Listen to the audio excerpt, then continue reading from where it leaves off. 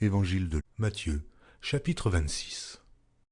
Lorsque Jésus eut achevé tous ses discours, il dit à ses disciples : « Vous savez que la Pâque a lieu dans 2 jours, et que le Fils de l'homme sera livré pour être crucifié. » Alors les principaux sacrificateurs et les anciens du peuple se réunirent dans la cour du souverain sacrificateur appelé Caïphe, et ils délibérèrent sur les moyens d'arrêter Jésus, par ruse, et de le faire mourir. Mais ils dirent que ce ne soit pas pendant la fête, afin qu'il n'y ait pas de tumulte parmi le peuple. Comme Jésus était à Béthanie, dans la maison de Simon le lépreux, une femme s'approcha de lui, tenant un vase d'albâtre qui renfermait un parfum de grand prix, et, pendant qu'il était à table, elle répandit le parfum sur sa tête. Les disciples, voyant cela, s'indignèrent et dirent : « À quoi bon cette perte ? On aurait pu vendre ce parfum très cher et en donner le prix aux pauvres. » Jésus, s'en étant aperçu, leur dit : « Pourquoi faites-vous de la peine à cette femme ? Elle a fait une bonne action à mon égard, car vous avez toujours des pauvres avec vous, mais vous ne m'avez pas toujours. En répandant ce parfum sur mon corps, elle l'a fait pour ma sépulture. Je vous le dis en vérité, partout où cette bonne nouvelle sera prêchée dans le monde entier, on racontera aussi en mémoire de cette femme ce qu'elle a fait. » Alors l'un des 12, appelé Judas Iscario, alla vers les principaux sacrificateurs et dit : « Que voulez-vous me donner ? Et je vous le livrerai. » Et ils lui payèrent 30 pièces d'argent. Depuis ce moment, il cherchait une occasion favorable pour livrer Jésus. Le premier jour des pains sans levain, les disciples s'adressèrent à Jésus pour lui dire : « Où veux-tu que nous te préparions le repas de la Pâque ? » Il répondit : « Allez à la ville, chez un tel, et vous lui direz : le maître dit : mon temps est proche.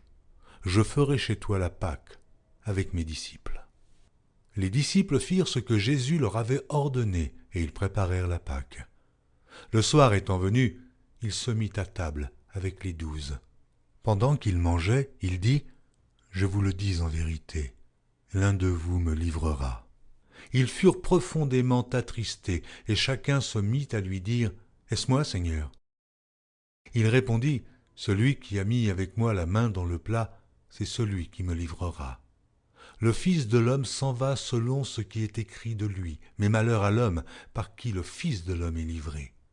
Mieux vaudrait pour cet homme qu'il ne fût pas né. » Judas, qui le livrait, prit la parole et dit : « Est-ce moi, Rabbi ? » Jésus lui répondit : « Tu l'as dit. » Pendant qu'il mangeait, Jésus prit du pain et, après avoir rendu grâce, il le rompit et le donna aux disciples en disant : « Prenez, mangez, ceci est mon corps. » Il prit ensuite une coupe et, après avoir rendu grâce, il leur donna en disant : « Buvez-en tous, car ceci est mon sang, le sang de l'alliance qui est répandu pour plusieurs, pour la rémission des péchés.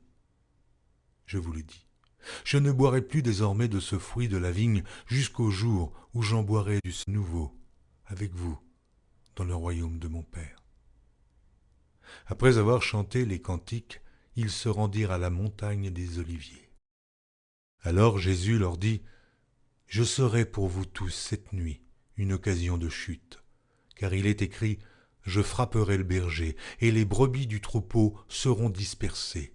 Mais, après que je serai ressuscité, je vous précéderai en Galilée. » Pierre, prenant la parole, lui dit : « Quand tu serais pour tous une occasion de chute, tu ne le seras jamais pour moi. » Jésus lui dit : « Je te le dis en vérité, cette nuit même, avant que le coq chante, tu me renieras 3 fois. » Pierre lui répondit : « Quand il me faudrait mourir avec toi, je ne te renierai pas. » Et tous les disciples dirent la même chose.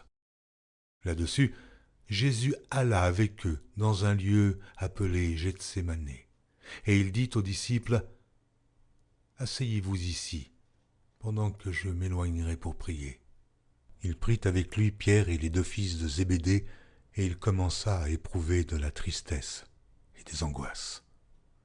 Il leur dit alors : « Mon âme est triste jusqu'à la mort.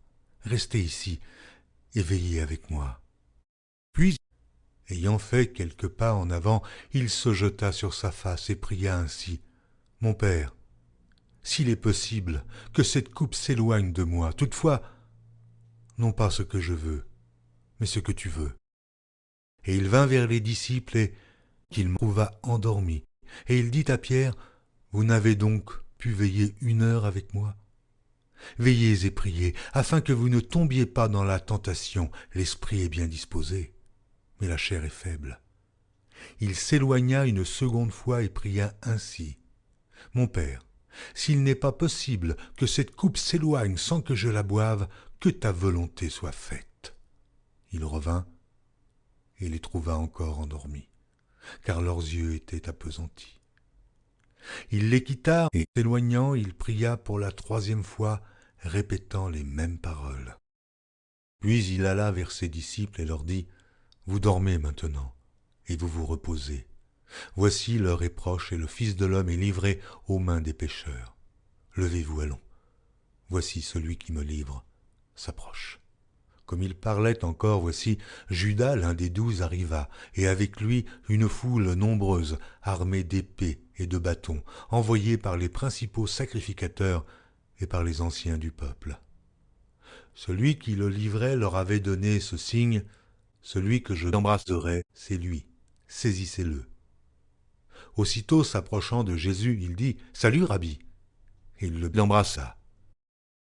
Jésus lui dit, « Mon ami, ce que tu es venu faire, fais-le. » Alors ces gens s'avancèrent, mirent la main sur Jésus et le saisirent. Et voici, un de ceux qui étaient avec Jésus étendit la main et tira son épée. Il frappa le serviteur du souverain sacrificateur et lui emporta l'oreille.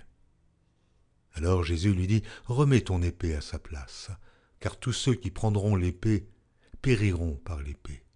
Penses-tu que je ne puisse pas invoquer mon Père, qui me donnerait à l'instant plus de 12 légions d'anges?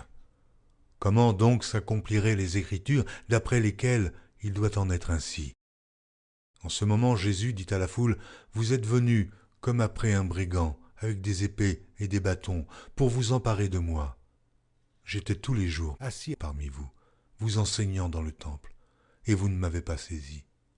Mais tout cela est arrivé afin que les écrits des prophètes fussent accomplis. » Alors tous les disciples l'abandonnèrent et prirent la fuite. Ceux qui avaient saisi Jésus l'emmenèrent chez le souverain sacrificateur Caïphe, où les scribes et les anciens étaient assemblés. Pierre le suivit de loin jusqu'à la cour du souverain sacrificateur. Il entra et s'assit avec les serviteurs pour voir comment cela se finirait. Les principaux sacrificateurs et tout le Sanhédrin cherchaient quelques faux témoignages contre Jésus, suffisants pour le faire mourir. Mais ils n'en trouvèrent point, quoique plusieurs faux témoins se fussent présentés. Enfin, il en vint 2 qui dirent, « Celui-ci a dit, « Je puis détruire le temple de Dieu et le rebâtir en 3 jours. » Le souverain sacrificateur se leva et lui dit, « Ne réponds-tu rien? Qu'est-ce que ces hommes déposent contre toi ?» Jésus garda le silence. Et le souverain sacrificateur, prenant la parole, lui dit, « Je t'adjure, par le Dieu vivant, de nous dire si tu es le Christ, le Fils de Dieu. » Jésus lui répondit, « Tu l'as dit. De plus, je vous le déclare, vous verrez désormais le Fils de l'homme, assis à la droite de la puissance de Dieu et venant sur les nuées du ciel. » Alors le souverain sacrificateur déchira ses vêtements, disant, « Il a blasphémé. Qu'avons-nous encore besoin de témoins? Voici, vous venez d'entendre son blasphème. Que vous en semble ?» Ils répondirent, « Il mérite la mort. » Là-dessus, ils lui crachèrent au visage et lui donnèrent des coups de poing et des soufflets en disant, « Christ, prophétise, dis-nous qui t'a frappé. » Cependant, Pierre était assis dehors dans la cour. Une servante s'approcha de lui et dit, « Toi aussi, tu étais avec Jésus le Galiléen. » Mais il le nia devant tous, disant, « Je ne sais pas ce que tu veux dire. » Comme il se dirigeait vers la porte, une autre servante le vit et dit à ceux qui se trouvaient là, « Celui-ci était aussi avec Jésus de Nazareth. » Il le nia de nouveau avec serment. « Je ne connais pas cet homme. » Peu après, ceux qui étaient là, s'étant approchés, dirent à Pierre, « Certainement, tu es aussi de ces gens-là, car ton langage te fait reconnaître. » Alors il se mit à faire des imprécations et à jurer, « Je ne connais pas cet homme. » Aussitôt, le coq chanta.